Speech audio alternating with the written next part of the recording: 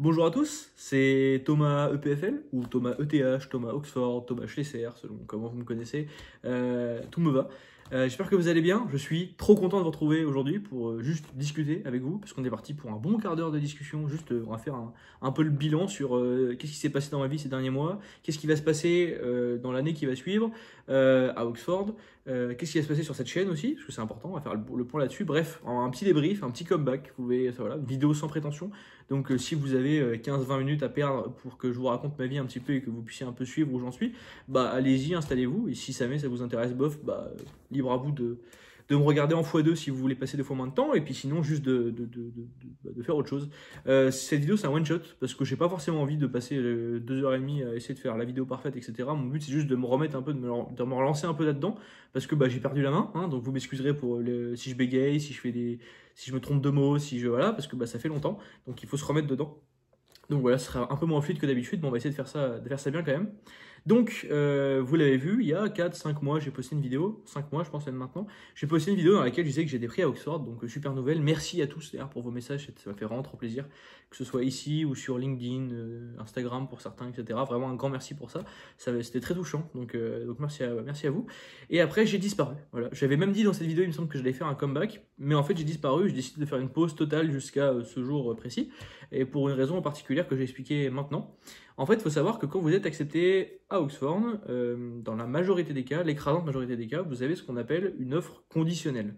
C'est-à-dire qu'on vous dit, voilà, tu es accepté à Oxford si et seulement si tu remplis un certain nombre de conditions d'ici une certaine date. Cette date, pour moi, c'était le 31 août, et vous vous en doutez, du coup, je viens seulement de remplir ces conditions-là. Je vais vous expliquer un petit peu en quoi ça consiste. Donc souvent, en fait, Oxford, ils vous prennent parce que vous êtes un bon élève académiquement ou pour certaines choses, en fait. Et ces conditions-là sont souvent une garantie pour eux que vous allez continuer à être la personne que vous avez été dans votre dossier, en tout cas. Donc, par exemple, en ce qui me concerne, une de mes conditions, c'était d'obtenir mon diplôme de bachelor avec une moyenne de 5,5 minimum sur 6, du coup, ce qui correspond à 18 sur 20 en France. Donc pas facile, et d'avoir un TOEFL avec une note supérieure à 110 sur 120, ce qui est aussi pas évident. Enfin, ça le fait quand tu parles anglais, mais c'est pas forcément évident pour monsieur, madame, tout le monde. Donc voilà, y compris pour moi, c'était pas forcément évident, ça m'a fait bien stresser. Donc voilà, j'ai dû remplir ces deux conditions-là, et notamment, vu que j'étais en échange à l'ETH Zurich cette année, la première condition impliquait que je n'avais pas le droit de rater un de mes cours. C'est-à-dire qu'en gros, si vous voulez, là, j'ai eu mes examens du coup en août, parce que je suis en échange à l'ETH Zurich, et qu'à Zurich, les examens, c'est en août. Donc c'était super stressant, j'ai passé un semestre en gros à stresser, à bien réviser comme un fou, etc. pour être vraiment prêt de chez prêt. Parce que si je ratais le moindre examen, c'est-à-dire que j'avais pas le droit, pas d'accident, quoi. Si je ratais un de mes examens, j'avais 3 examens, si je ratais un seul, c'était retour à l'EPFL. C'est très bien, bien sûr, mais c'est pas. Voilà, moi j'avais envie d'aller à Oxford l'année prochaine, j'ai envie de passer à autre chose. Et du coup, voilà, ça aurait été retour à l'EPFL en master conditionnel en plus, parce que du coup, j'aurais pas eu mon diplôme, j'aurais dû aller en master tout en reprenant un cours de bachelor. Enfin bref, ça aurait été un enfer. Du coup, j'avais pas le droit à l'erreur, tout simplement. Et en plus de ça, du coup, je devais aussi passer cet examen d'anglais et avoir une note suffisante pour pouvoir du coup valider mon admission à Oxford. Et il faut savoir que les conditions, elles sont loin d'être faciles. Pour l'anecdote, il y a quelques jours, ça doit faire une semaine et demie, un truc comme ça, il y avait les résultats des anglais, l'équivalent du bac anglais, donc les A-levels. Il y avait les résultats qui sont tombés, c'était une semaine et demie.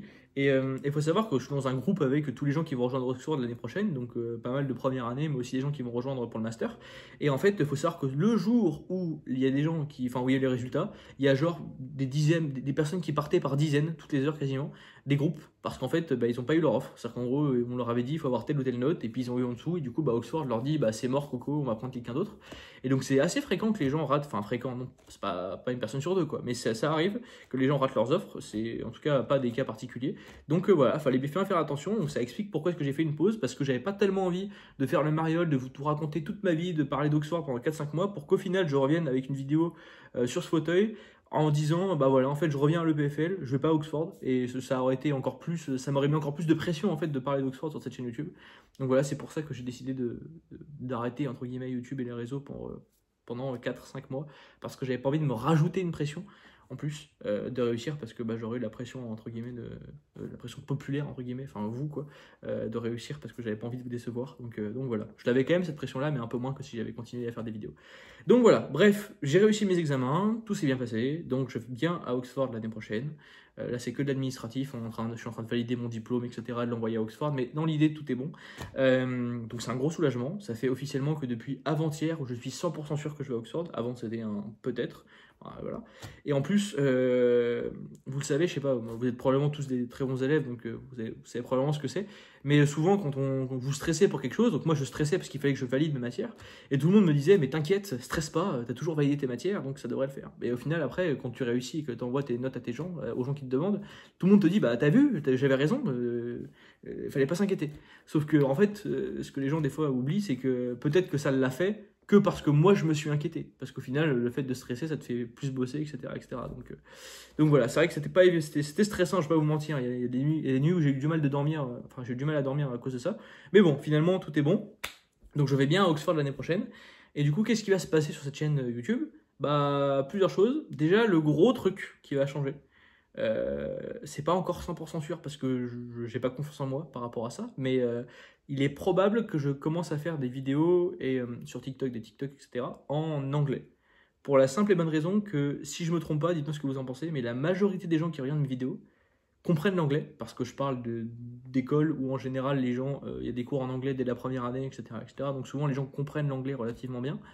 Et aussi parce que bah, là, Oxford, encore plus que le PFL, c'est quand même une grosse communauté internationale. Et en gros, bah, mes vidéos, mon but, c'est toujours été de faire des vidéos utiles, pour donner des informations un peu à tout le monde. Et du coup, bah, je risque probablement de ne pas pouvoir servir à grand chose si jamais je parle que en français. Parce que bah, la majorité des gens qui vont à Oxford ne sont pas des Français.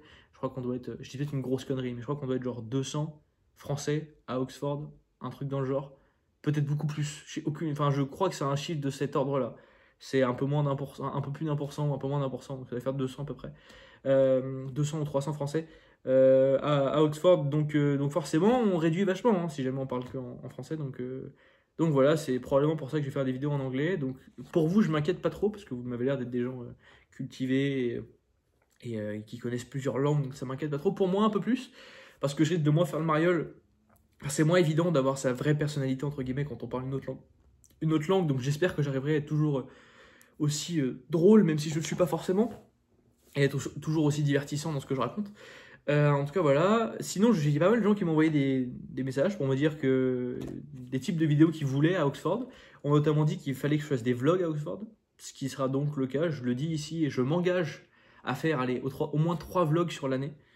Si on me l'autorise, je vais regarder s'il n'y a pas des petits trucs bizarres qui me disent que j'ai pas le droit de filmer ou trucs comme ça, mais je pense que c'est autorisé, donc je vais me débrouiller pour essayer de faire au moins quelques vlogs pendant l'année. Si vous aimez bien, bah, j'en ferai encore plus, mais voilà, il y aura des vlogs à Oxford, ça va être très cool.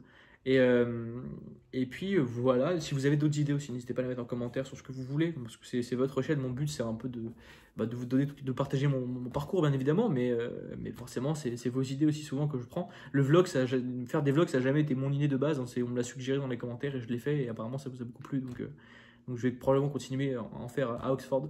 En tout cas sinon, par rapport un peu à juste mais ces derniers mois, qu'est-ce qui s'est passé? Du coup, j'ai été à l'ETH Zurich. Petit débrief un petit peu sur mon année à l'ETH Zurich quand même, parce que ça va être la deuxième partie de cette vidéo. On ferme la parenthèse Oxford. Donc voilà, il y aura des vidéos sur Oxford pendant toute l'année qui va suivre, des vidéos en anglais, des vidéos souvent, des vidéos pas très travaillées, un peu de ce style-là. Pourquoi? Parce que bah, j'ai pas forcément le temps, ni l'argent d'embaucher un monteur ou je ne sais quoi, et que j'ai quand même envie de vous partager des choses. Donc c'est un peu la manière la plus simple. Il y aura des TikTok un peu où je parle, et puis des vidéos où je parle comme ça. Si vous ne me suivez pas sur TikTok, allez le faire, c'est thomas.oxford. Voilà. En parlant de ça d'ailleurs, important quand même, ma chaîne YouTube va probablement se renommer Thomas Oxford, juste pour... et en même temps, quand je renommerai ma chaîne YouTube, les vidéos passeront en anglais, parce que bah, renommer sa chaîne YouTube, ça a fucked up totalement le référencement, et du coup au final c'est pas mal en fait, parce que ça va me permettre de repartir un peu de zéro avec potentiellement une nouvelle audience. Mais si mes vidéos vous intéressent, je serai toujours probablement dans vos recommandations quand même, mais un peu moins. Donc voilà, ça va probablement être un gros changement, passer en anglais, changement de nom, etc. Et puis on va tourner la page, on va passer à autre chose. Mais avant ça, on va parler une dernière fois du coup de la Suisse. Peut-être pas une dernière fois, mais voilà. En faisant un petit débrief de mon année à l'ETH Zurich. Donc, année superbe. Franchement, c'était génial. Déjà, j'ai passé l'année avec des gens de l'EPFL du coup, qui étaient aussi en échange. Et c'était très cool. Ils sont tous très sympas, tous très forts. Des gens géniaux, donc c'était très sympa d'un point de vue social. Et puis aussi, du coup, j'ai passé l'année à beaucoup travailler. J'ai pris pas mal de cours, qui m'intéressaient. Même si j'essaie d'être assez généraliste quand même dans mon année pour voir pas mal de choses et tout. Et c'était très cool parce que j'ai trouvé ce dans quoi j'ai envie de travailler après. Euh, J'aimerais bien bosser après dans tout ce qui est intelligence artificielle de manière générale parce que c'est un truc qui m'intéresse beaucoup parce que vous le savez si vous me suivez depuis longtemps, le cerveau c'est un truc qui m'intéresse vachement et il y a énormément de liens, beaucoup plus que ce qu'on pense entre les neurosciences et l'intelligence artificielle. Et donc c'est un bon mix de tout ce que j'aime, c'est à savoir les probabilités, les statistiques, l'informatique et puis tout ce qui est neurosciences, c'est un peu un mix de tout ça, donc c'est un peu le match parfait. Et effectivement, j'ai pris un cours d'introduction au machine learning qui est un gros cours quand même, c'est pas le mot introduction est un peu trompeur. J'ai pris un cours là ce semestre d'introduction au machine learning et qui était génial, simplement. Genre ce cours était extraordinaire. Je l'ai pas beaucoup bossé pendant le semestre, mais je l'ai révisé à fond pendant mes 2 mois de révision, parce que du coup j'avais mes examens en août. Ce qui était pas hyper. Voilà, c'est-à-dire que pendant tout le monde était en vacances, j'étais en train de stresser comme un gros porc parce que si je ratais un examen, je retournais à l'EPFL. Donc j'avais envie d'aller à Oxford. Donc j'étais en mode on bosse. Donc j'ai passé mon été à bosser. Donc là seulement, je suis en vraies vacances depuis moins de 10 jours. Donc là, je me repose un petit peu, ça fait du bien. Mais du coup, voilà, j'ai pris ce cours d'introduction au machine learning, je l'ai révisé à fond pendant mon mois et quelques de révision, j'ai adoré tout ce qu'il y avait dedans et ça s'est bien passé en plus, j'ai eu une bonne note donc je suis content. Et du coup, voilà, donc je compte aller travailler là-dedans. L'année prochaine, dans les vidéos que je vais faire, d'ailleurs, il y aura des vidéos sur un peu mon insertion dans le monde professionnel. Parce que pour ceux qui ne le savent pas, en fait, pour ceux qui ne me suivent pas sur LinkedIn, j'ai à peu près 0 jour d'expérience professionnelle. Donc ça va être, quand je vais trouver un travail, ça va être le premier jour où je travaille de ma vie. Donc ça va être fun.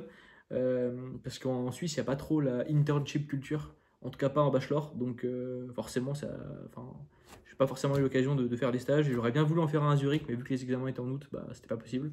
Sinon, mes examens se sont bien passés. Les 3 étaient bien. Il y en a un qui s'est très bien passé, celui de machine learning du coup. Et les 2 autres examens que j'ai passés n'étaient pas évidents. Parce que c'était des styles d'examen que moi j'aime pas. C'est-à-dire que c'est des questions relativement simples, mais des examens très longs. Et moi, je sais pas là où je suis le plus à l'aise. Donc voilà, j'ai réussi à sauver les meubles apparemment, puisque ça le fait. Et que je devrais valider les matières. Enfin, je vais valider les 3 matières, donc c'est très cool. Et sinon, aussi, en tout cas, pour parler un peu de Zurich, tout ça, j'ai fait un stage. Enfin, un stage, non, un projet dans un labo de recherche à l'ETH Zurich. Labo de recherche en neuroinformatique qui était super, franchement. Et du coup, au final, j'ai fait un stage dans un labo, oui et non, dans le sens où je suis allé au début du semestre et j'ai dit voilà, j'ai un projet, j'aimerais bien faire une application mobile pour aider les gens à prendre de bonnes habitudes et j'aimerais bien avoir de l'aide. Et il y a un prof qui a gentiment accepté de me superviser, même si j'ai travaillé vraiment beaucoup en autonomie. Donc voilà, l'application elle est disponible actuellement sur l'App Store et le Play Store. Le nom de l'application c'est Jungle Brain, donc vous pouvez aller regarder si vous voulez. À l'heure où je parle, l'application est encore payante, mais elle va bientôt devenir, parce que j'avais dû la mettre payante pour différentes raisons, pour garantir une bonne qualité de données pour ma recherche, mais au final maintenant elle va passer gratuite d'ici les prochains jours. Je vais faire une mise à jour dans la semaine qui vient, donc voilà. Téléchargez l'application si vous voulez, elle est dispo sur l'App Store et le Play Store. Elle s'appelle Jungle Brain. Vous pouvez, ça va être pas très clair quand vous allez ouvrir l'application, mais je ferai probablement une vidéo tuto sur cette appli-là qui viendra dans la semaine qui arrive. Et voilà, donc je ferai une vidéo YouTube d'ici, allez, on va dire une semaine et demie, dans laquelle je vais annoncer que l'appli sera gratuite, parce qu'elle va devenir gratuite. Et en plus, je ferai un tuto sur comment ça marche, comment s'en servir, etc. et à quoi ça sert. Et du coup, voilà, donc attendez de voir un petit peu tout ça. Vous pouvez la télécharger si vous voulez, mais du coup, vous ne pourrez pas l'utiliser encore. Donc, attendez de voir la vidéo qui pop sur cette chaîne et vous saurez que ça y est, vous pouvez aller utiliser l'application. C'est un truc qui m'a pas mal servi pour moi, en fait, cette application-là, pour développer des bonnes habitudes pendant que j'étais à l'ETH, pour bien travailler, etc. Et ça a l'air d'avoir marché parce que j'ai eu des bons résultats. En parlant des résultats, je vais vous donner tous les résultats que j'ai déjà, donc mes notes de 3e année à l'ETH. Parce que, pourquoi pas, parce que je sais que ça va vous intéresser, donc je pourrais le mettre dans le titre. Et du coup, il y a plein de gens qui vont venir regarder la vidéo pour ça. Donc, pour moi, à l'ETH, c'est un peu plus compliqué qu'à l'EPFL, avec le même nombre d'heures de travail, etc. Je trouve. Et donc, voici mes notes. À savoir aussi autre chose, c'est que j'ai un peu moins travaillé que mes années à l'EPFL, environ 20 à 30% de moins quand même. Donc mes notes sont un petit peu en dessous. Et du coup, aussi autre chose à savoir, c'est que quand vous allez en échange à l'état juridique, vous avez juste besoin d'avoir 4, donc de valider les matières. Et que vous ayez 4 ou 6, ça change rien du tout, puisque les notes ne comptent pas, simplement pour votre moyenne de l'EPFL. Donc voilà, toutes les notes que j'ai eu cette année ne comptent pas pour ma moyenne. C'était juste voilà, pour moi, parce que j'avais envie d'avoir des bonnes notes. Donc voilà.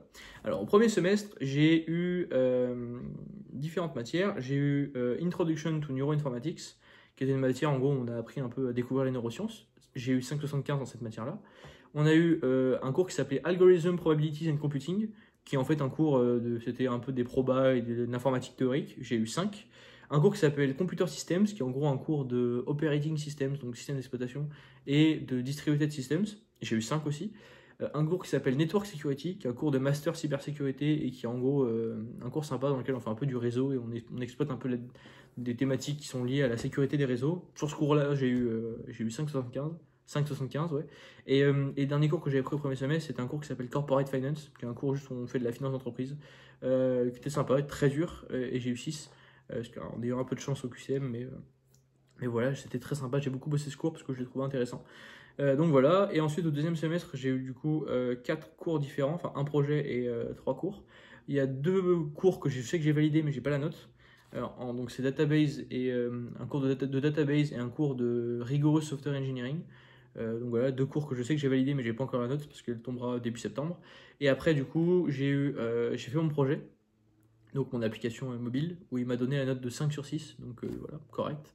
Donc voilà, je vous en parlerai dans une autre vidéo du coup. Du coup, j'ai eu 5 sur 6. Et la dernière note, du coup, c'est Introduction to Machine Learning, où j'ai eu 6 sur 6 avec un joli 88 sur 90 à l'examen final. En ayant un peu de chance sur 3 questions quand même, où j'avais une chance sur 2 à chaque fois, et j'ai eu juste à chaque fois, donc j'ai eu un peu de chance. Mais voilà, 88 sur 90. À l'examen final, c'était très cool. Et donc voilà, ça me fait au premier semestre, je crois que j'avais une moyenne de 5,41, un truc dans le genre du coup. Et au deuxième semestre, j'en sais rien, puisque j'ai pas encore mes notes. Mais je devrais être autour de entre 5 et 5,5 probablement. Donc voilà, c'est plus ou moins tout en ce qui concerne mes notes de l'ETH Zurich. J'ai vraiment bien aimé mon année à l'ETH Zurich. Si je devais vous donner des conseils sur est-ce qu'il faut aller à l'EPFL ou à l'ETH Zurich, j'ai fait une vidéo déjà sur le sujet, donc allez la voir.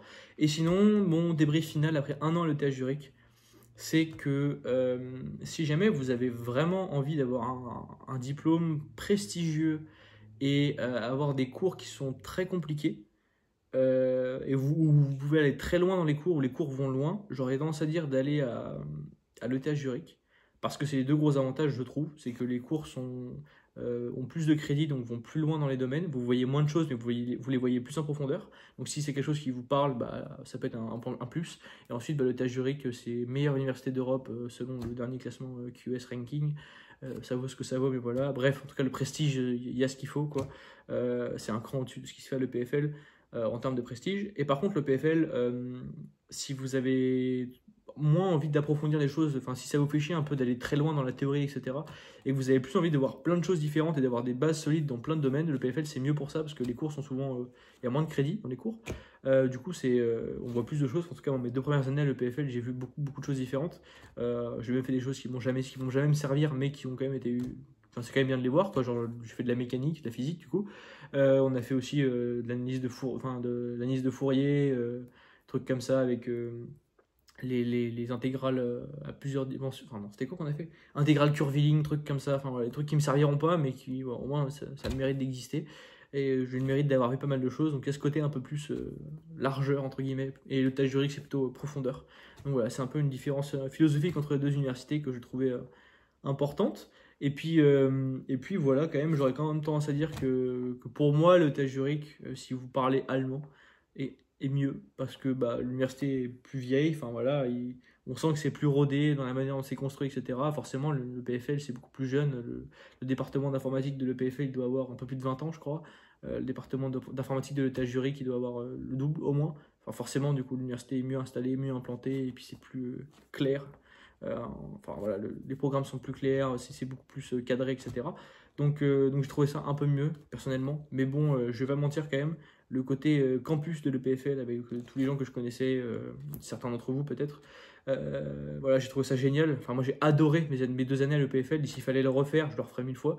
Je pense que si j'avais le choix de choisir entre l'EPFL et le TH Zurich pour mon bachelor, si, dans l'hypothèse où ça parlait anglais à l'ETH Zurich, je serais quand même allé à l'EPFL parce que j'ai adoré mes 2 premières années, que le côté campus, le côté un peu plus petit microcosme comme ça, j'ai vraiment adoré. Puis j'ai rencontré plein de gens géniaux, enfin, c'était super. Et de manière générale, j'ai passé 3 années extraordinaires en Suisse, probablement parmi les meilleures années de ma vie. Donc je peux que être content et remercier aussi la Suisse quand même, et tous les gens que j'ai rencontrés. Parce que, bah, on va pas se mentir, je suis parti en France parce que j'avais l'impression que je suis parti de la France parce que j'avais l'impression qu'on me donnait pas ma chance. J'avais eu des bonnes prépas, mais pas les meilleures. Et aussi le côté concours un petit peu et très peu de place dans les meilleures écoles, j'avais l'impression qu'on n'allait pas me donner ma chance de montrer ce que je valais. Donc je me suis dit qu'il fallait que je parte et que c'était un choix couillu, mais que ça allait être un choix qui pouvait payer. Donc je me suis dit, allez, on y va, on va en Suisse, etc. Et la Suisse m'a donné ma chance en me payant mes études, parce qu'on va pas se mentir, c'est gratuit quasiment d'aller à l'EPFL. Enfin, les frais de scolarité sont, enfin, à mon époque en tout cas, étaient très faibles. 1400, 1500 par an. Donc voilà, ils m'ont donné ma chance et je pense l'avoir saisi. En tout cas, ça m'a permis d'aller à Oxford en master. Et je pense que je pourrais jamais assez remercier la Suisse et tous les gens que j'ai rencontrés en Suisse de m'avoir permis de devenir qui je suis maintenant et de m'avoir permis de m'envoler et de prendre mon envol pour aller du coup maintenant de l'autre côté de la Manche en Angleterre. Et pour ça, je pense que je serai toujours reconnaissant à la Suisse et à tous les gens que j'ai rencontrés là-bas. Donc un grand merci si vous vous reconnaissez dans ce que je viens de dire. En tout cas, c'est tout pour cette vidéo-là. Elle a vraiment été décousue, c'était un bordel, je suis vraiment désolé. C'était juste voilà, des petites news un petit peu de ce qui s'est passé dans cette dernière année, de ce qui va se passer dans les prochaines années. C'est probablement une des dernières vidéos en français. Peut-être que j'en referai d'autres. Mais en tout cas, voilà, dites-moi ce que vous en pensez aussi du côté du passage à l'anglais, si ça vous dérange ou pas. J'espère que, en tout cas au début, ça risque d'être moins bien, mais après, j'espère que ce sera mieux. Donc voilà. Moi, je ne vais pas vous prendre plus de temps. Je vous dis à très bientôt, j'espère. Bonne fin de vacances à tous. Profitez bien de vos derniers jours de vacances. Et peut-être que je ferai des vidéos un peu genre back to school, en mode des trucs à faire avant la rentrée, etc. C'est pas impossible. Si vous avez des idées, n'hésitez pas. Moi, je vous dis en tout cas à la prochaine sur cette chaîne ou ailleurs. Salut, salut. C'était Thomas.